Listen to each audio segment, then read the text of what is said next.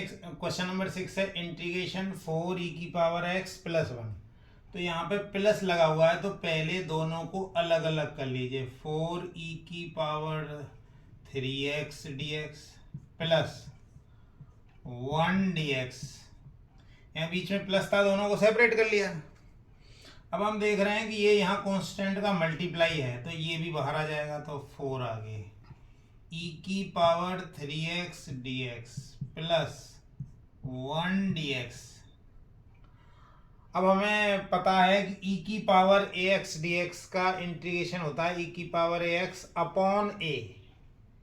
तो इसका इंटीग्रेशन करें तो 4e⁻3x अपॉन 3 प्लस 1 का होगा x प्लस c, यानी फाइनली आ गया 4/3 e⁻3x plus x plus c। ये आपका फाइनल आंसर आ गया।